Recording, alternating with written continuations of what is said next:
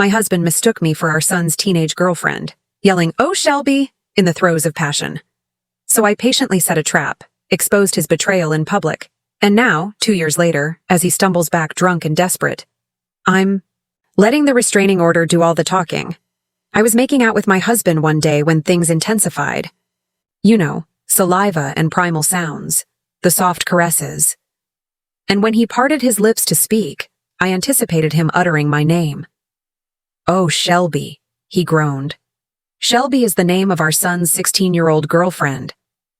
My heart plummeted. "Wait, darling. I'm sorry." His tone actually sounded contrite, as though there were a plausible explanation for what had just transpired. "I've just been thinking about our son a great deal, and I don't think they should be together." By this point, I was so bewildered I couldn't even speak. So instead of asking him any follow-up questions, I slept on the couch. The next morning, when I attempted to elicit answers from him, he told me to stop dwelling on the past and gave me the silent treatment for the remainder of the day. So I did what any loving partner would do in that situation. I went through his phone. The first thing I saw on his iMessage screen was a text from Shelby. An awful, gut-wrenching feeling washed over me. I didn't even know they communicated via text. She must have done something truly dreadful. But when I clicked on the chat, I realized my husband was to blame. "I miss sucking on your pee-pee," was the last text she sent. I froze. I didn't even want to continue reading and placed the phone back on his desk. I spent the rest of the week trying to convince myself that I had misread what I saw, but I hadn't, because the more I searched for evidence, the more evidence I uncovered. He had saved photos of Shelby from her Instagram on his computer, all bikini pictures, ones that zoomed in on her curves. I also observed his phone during opportune moments and witnessed more of their interactions. I wish I had never looked. They were filled with cruel, horrible things said at my expense, with him constantly comparing me to her. Being with her feels like babysitting a used-up housewife. And, "Your body makes me realize I've settled," were all things he actually told her, and she'd respond with laughing emojis. In a moment of blind rage and heartbreak, I ransacked our room. I found a thong that I knew wasn't mine, and a used condom shoved beneath our bed. I reached my palms out in front of my mouth to catch the vomit that came out. It felt like I had consumed one too many tequilas or something, and the last thing I wanted to do was think about it. So instead, I utilized the skill I learned when I was 4 years old, and my dad was assailing my mom at the dinner table. Maladaptive daydreaming. In my mind, my husband loved me, and we resided in a real-life Disney castle where nothing could ever harm us. It reached the point that if my husband ever did anything to remind me of Shelby, I would instantly be able to transform my reality until it all came crashing down. I was in the middle of kissing my husband, watching adult content, together on his phone when I saw it. Right there, in the search history, was a description of Shelby. I snapped out of it. Tears streamed down my face. My husband tried to comfort me, and I allowed him. "You're such an amazing, protective husband," I said, wide-eyed and in love. He smiled at me like he deserved every bit of praise, like he wasn't destroying our family, like he wasn't a predator. His eyes, those blue eyes I once loved, now looked cold and empty to me.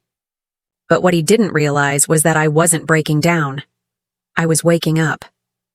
And I had him exactly where I wanted him.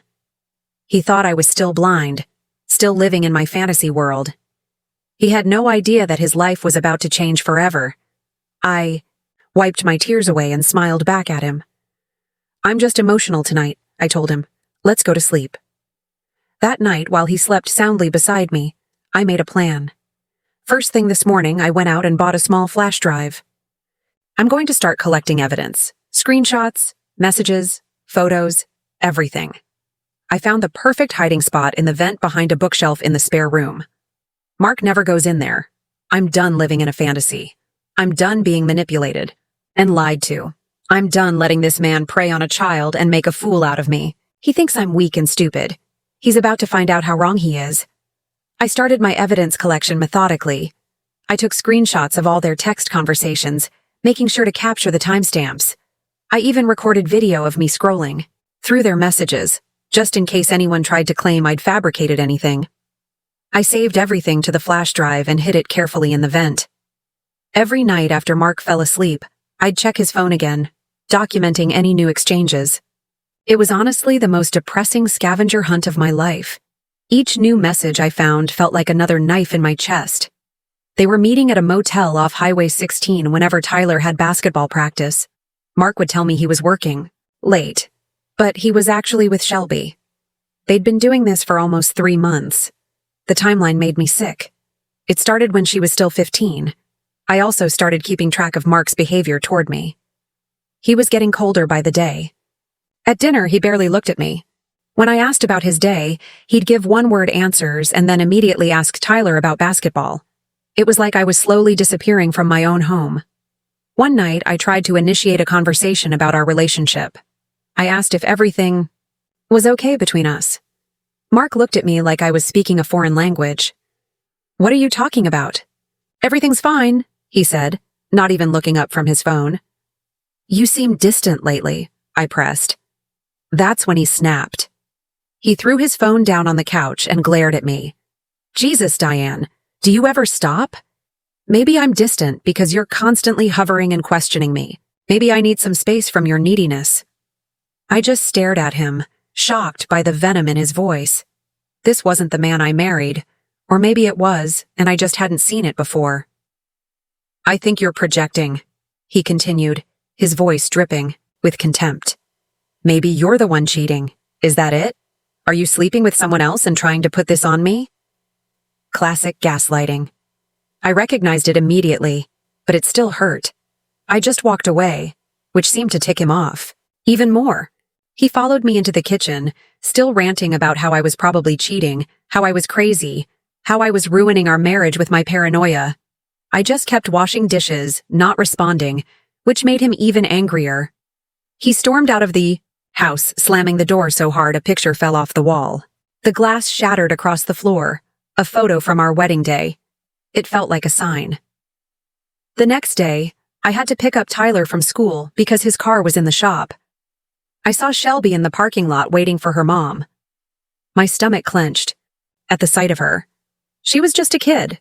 Skinny arms, braces, backpack covered in silly pins. She looked so young, and it made what Mark was doing even more disgusting.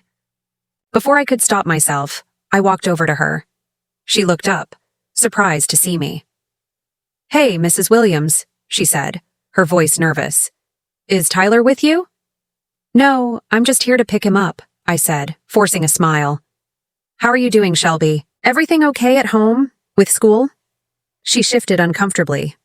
"Yeah, everything's fine." "Good," I said, still smiling. "You know, if you ever need to talk about anything at all, I'm here. Sometimes young women find themselves in situations they don't know how to handle, situations with older men, for instance." Her face went pale. She didn't respond. "Just remember," I continued, my voice sweet as honey, but my eyes locked on hers. "Nothing stays secret forever, especially things that could ruin people's lives." I walked away then, leaving her standing there. I know it was risky, but I wanted to rattle her, plant a seed of fear, let her know that I wasn't as clueless as they thought. When I got home with Tyler, Mark was already there, which was unusual. He was pacing in the kitchen, his face red with anger. As soon as Tyler went upstairs, Mark cornered me. "What did you say to Shelby?" he demanded, his voice low and threatening. So she texted him immediately. "Interesting." "I just said hello," I replied calmly. "Why? Did she say something else?" "Don't play dumb," he hissed. "Stay away from her. You're embarrassing yourself." I just smiled and walked past him to start dinner.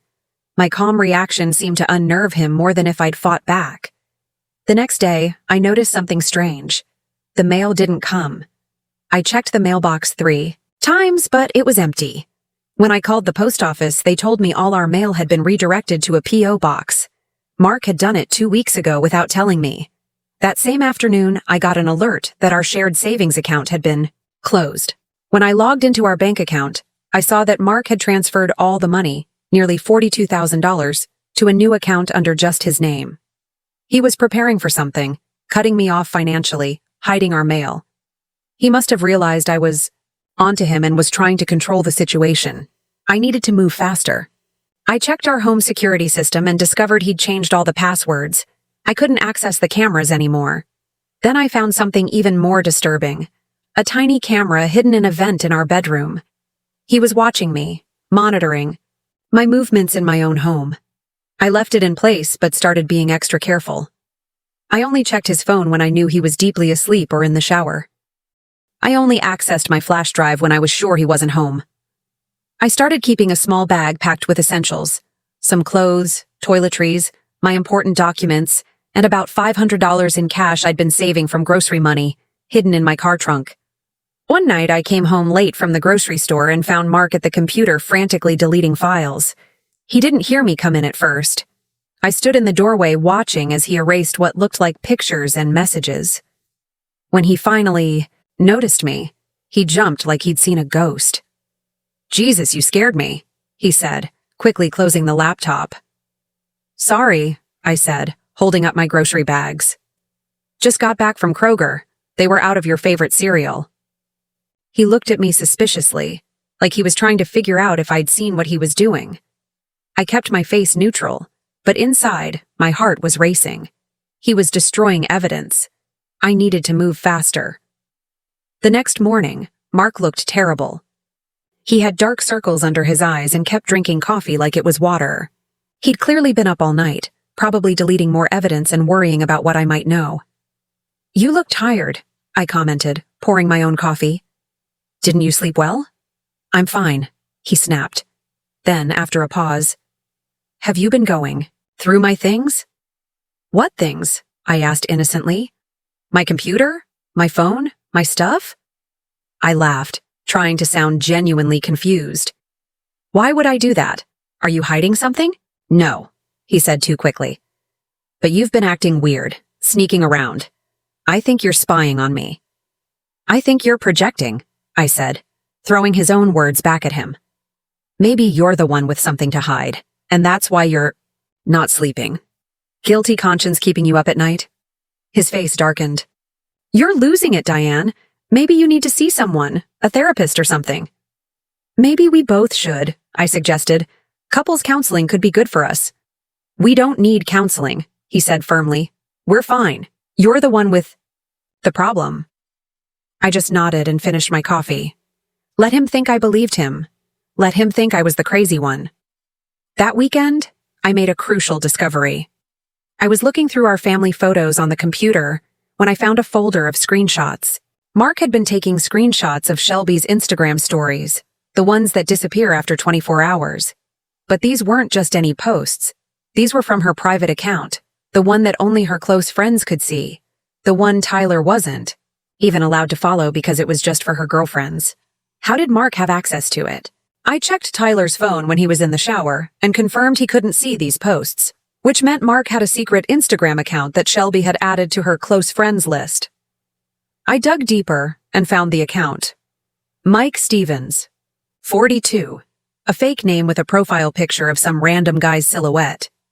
The account followed only a handful of people, all teenage girls from Tyler's school, including Shelby. I took screenshots of everything and added them to my flash drive. Then I had a thought. Shelby's parents. Did they know what was happening? Did they have any idea their daughter was involved with a married man twice her age? I found Mrs. Cooper's number in the school directory and called her, using the excuse of planning a surprise party for Tyler and Shelby's 6-month anniversary. During our conversation, I casually asked if Shelby had mentioned spending time with Tyler's dad, with Mark. "No, why would she?" Mrs. Cooper sounded genuinely confused.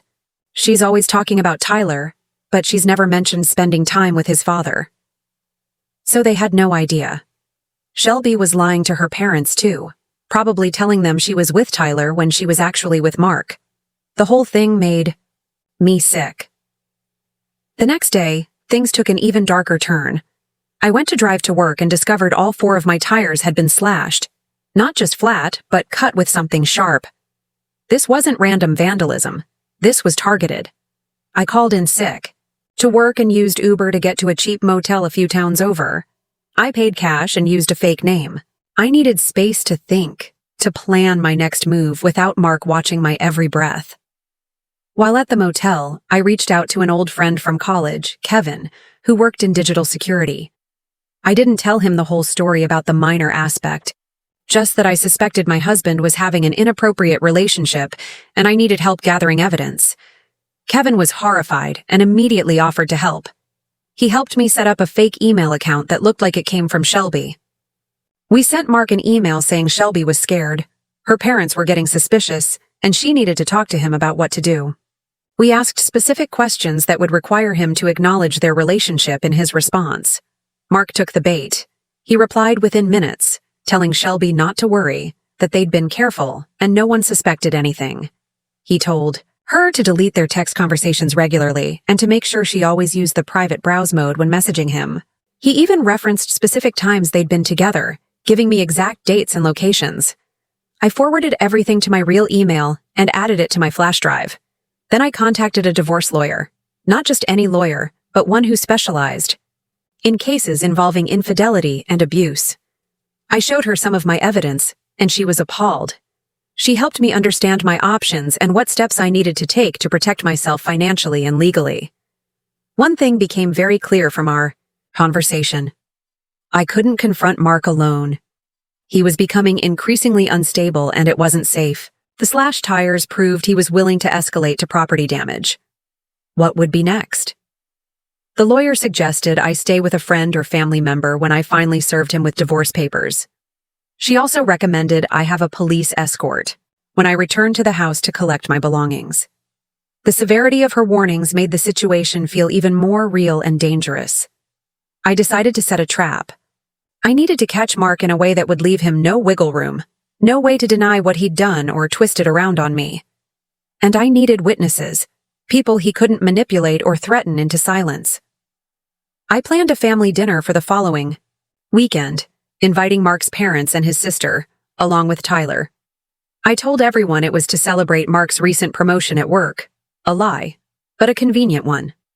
Mark seemed suspicious of my sudden desire to host a family gathering but didn't. Object. The night before the dinner, I prepared Mark's favorite meal and bought his favorite beer. I wore the dress he always said he liked. I was the perfect, doting wife. When he asked what had gotten into me, I told him I'd been doing some thinking, and realized I'd been too hard on him lately. I apologized for being suspicious, and said I wanted us to have a fresh start. He seemed to buy it. His posture relaxed, and he actually smiled at me.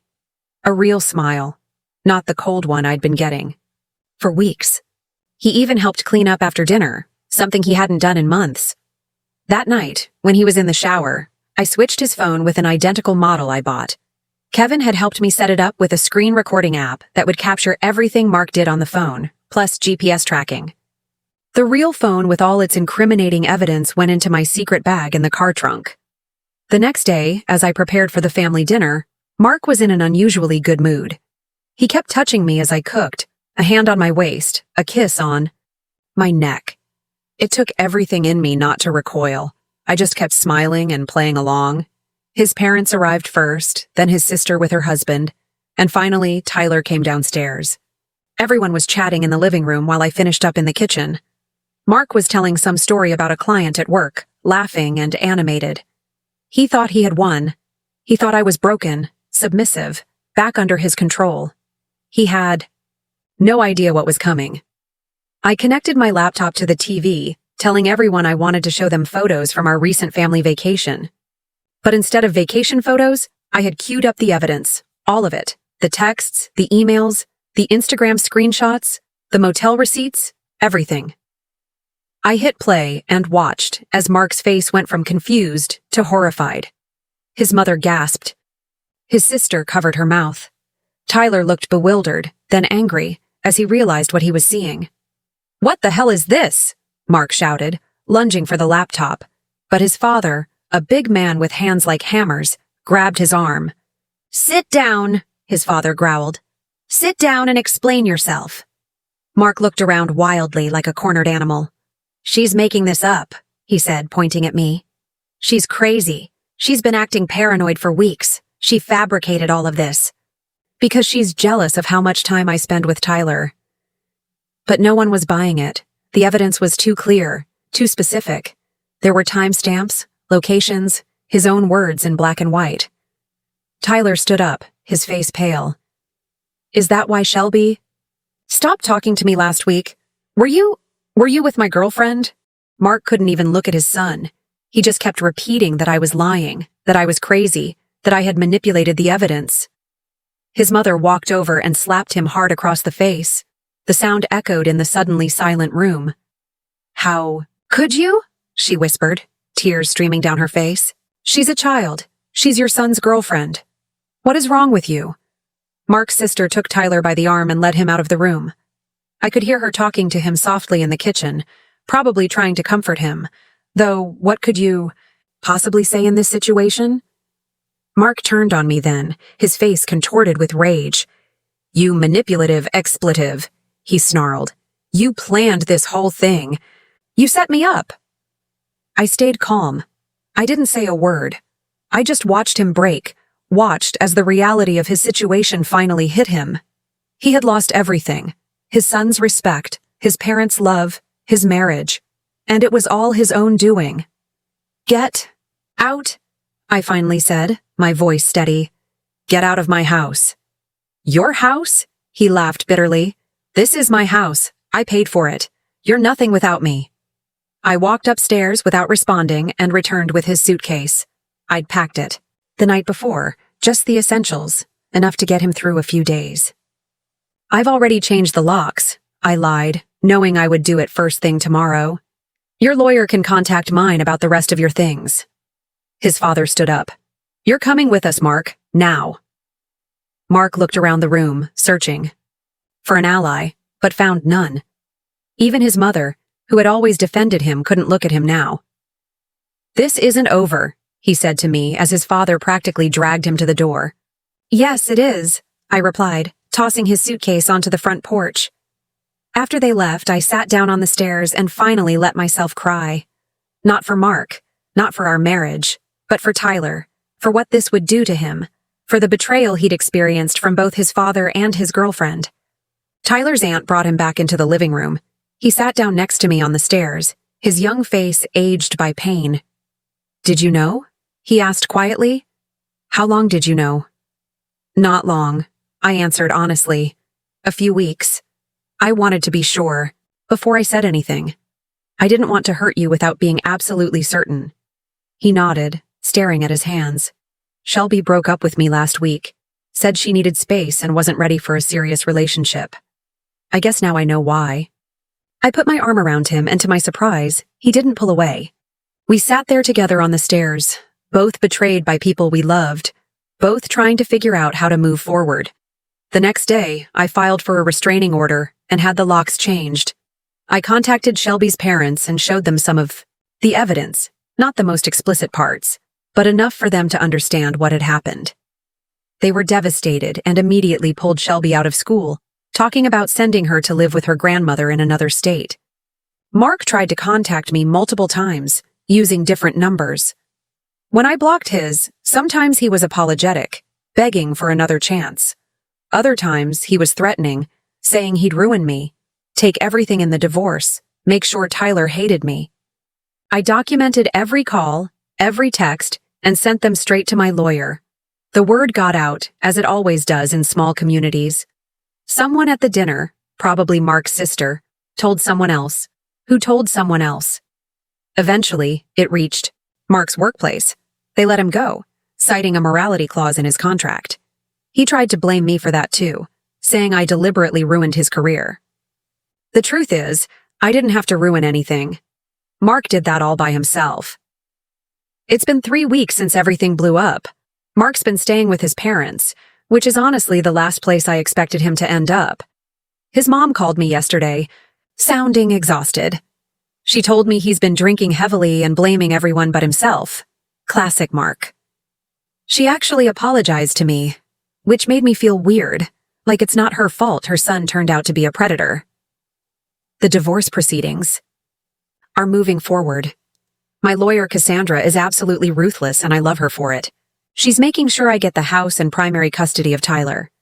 Mark's lawyer keeps trying to paint me as unstable and paranoid, but all that evidence I collected is working in my favor. Those screenshots and recordings are worth their weight in gold right now. Tyler's been staying with me, but he's so quiet these days. He barely talks, barely eats. I found him sitting alone in the dark living room at 3 a.m. last night, just staring at nothing. When I asked if he was okay, he just shrugged. I don't know how to help him process all this. I scheduled him an appointment with a therapist, but he refused to go, said he wasn't crazy and didn't need to talk about his feelings with some stranger. I'm not pushing it for now, but I'm worried about him. I ran into Shelby's mom at the grocery store 2 days ago. Talk about awkward. I was in the produce section picking out apples when I looked up and there she was, staring at me from across a pile of oranges. I froze, not knowing if I should say something or just walk away. She made the decision for me, marching right over, with her shopping cart. I want you to know we had no idea, she said, her voice shaking a little. We thought she was with Tyler all those times. I nodded, not really knowing what to say. What do you say to the mother of the girl your husband was grooming? We're sending her to live with my mother in Arizona, she continued. New school, new start, and she's seeing a counselor twice a week. That's good, I managed to say.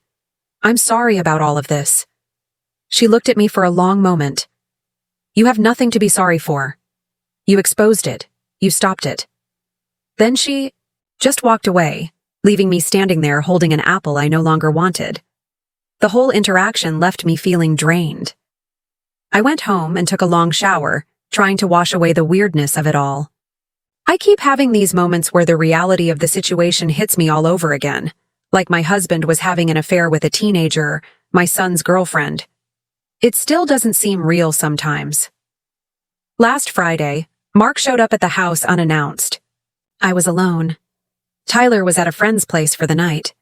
I heard a car in the driveway and looked out the window to see Mark's BMW pulling in. My heart started racing immediately. I checked that all the doors were locked and grabbed my phone, ready to call 911 if needed. He rang the doorbell about 20 times in a row, then started pounding on the door when I didn't answer. I could see him through the peephole, swaying slightly. He was hammered. I know you're in there, he shouted. Open the door. We need to talk. I stayed completely silent, watching him through the peephole. He looked terrible, unshaven, hair a mess, clothes wrinkled like he'd been sleeping in them. This is still my house, he yelled, kicking the door hard enough to make me jump back. You can't keep me out of my own house. I texted my neighbor Carl, who's a retired cop. He came over within minutes and confronted Mark in the driveway. I watched from the window as Carl basically told Mark to get lost, or he'd call the police and report him for violating the restraining order. Mark finally left, tires screeching as he backed out of the driveway. I thanked Carl with some homemade cookies the next day. He told me to call him anytime, day or night, if Mark showed up again. It's nice to know I have allies in all this. The restraining order is helping, but it's just a piece of paper. It doesn't stop Mark from trying to contact me in other ways. He created new email addresses to get around my blocks. He even sent me flowers at work with a card begging me to talk to him. My coworkers thought it was romantic until I explained the situation. Now they're all super protective, which is sweet but also a little embarrassing. My boss, Marilyn, has been surprisingly understanding about everything. I had to take a lot of days off for lawyer meetings and court appearances, but she just patted my shoulder and said, "Family comes first." I almost cried right there in her office. It's weird how kindness can hit you harder than cruelty sometimes. The hardest part of all this has been watching Tyler struggle. He's not just dealing with his dad's betrayal, but also Shelby's. 2 people he trusted completely gone from his life in the worst possible way. He's been having nightmares. I hear him yelling in his sleep sometimes, and it breaks my heart. Yesterday, he finally opened up a little. We were eating dinner, just takeout pizza because neither of us felt like cooking, when he suddenly put down his slice and looked at me. Did Dad ever really love us? He asked, his voice smaller than I've heard it since he was a little boy. I had to think about that one. Did Mark love us? Maybe once in his own way, but love isn't supposed to hurt like this. I think he loves the idea of us, I answered carefully. The perfect wife, the star athlete's son. But real love means respecting people, not just using them. Tyler nodded slowly. I keep thinking about all the times he came to my games, cheering and acting all proud. Was that fake too?